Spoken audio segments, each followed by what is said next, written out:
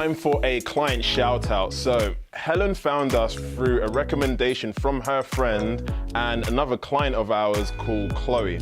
So 2 years back, we were sat right here in the studio going through her initial consultation. During the consultation, Hel let me know that she was totally unfamiliar with the gym environment. And I'd say about 80% of our clients, before they come to us, are in the same boat. So this wasn't exactly like a massive surprise or anything. But that being said, Helen did have a slow start because she was like pretty nervous in this foreign environment.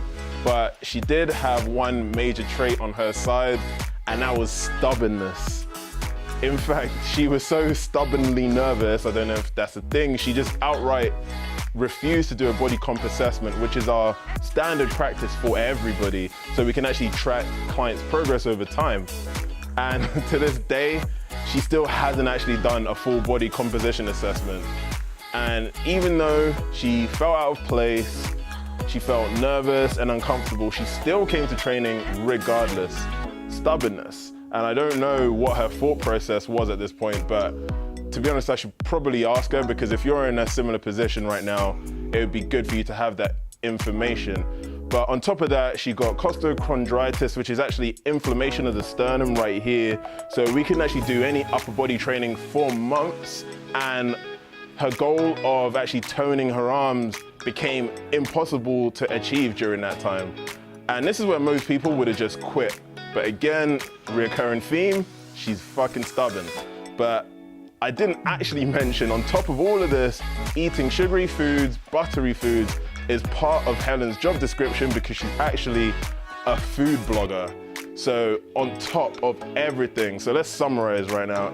Helen's experience at the gym before coming to us was far from positive. Number two, she felt uncomfortable and nervous during sessions.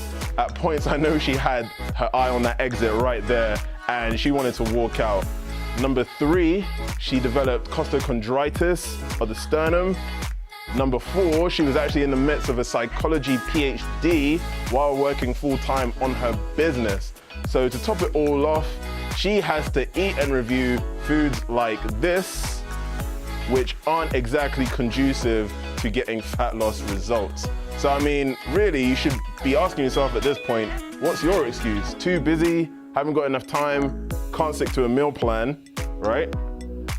So today, Helen's lost 2 stone, over 2 stone, gradually over a 2-year period, which means her body has actually had time to adjust to her new weight and create a new set point, making it easier to keep the weight off, because her metabolism has had a chance to adjust rather than losing weight really quickly. And on top of all of that, her strength is skyrocketed. She's fast approaching 100 kg deadlifts.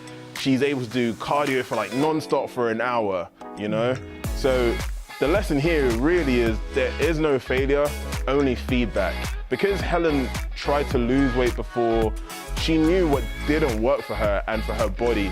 She knew tracking her numbers regularly would just demotivate her if they didn't change as rapidly as she hoped.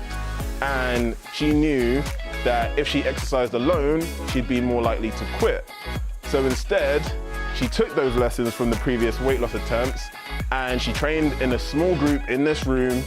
She changed her nutrition gradually, she adjusted her lifestyle gradually, and rightly trusted that if she could just commit to those actions, then it was obvious that her body composition would just change because she was doing the right things. So remember, there is no failure, only feedback. Learn from your past, learn from the previous mistakes, and well done, Hels.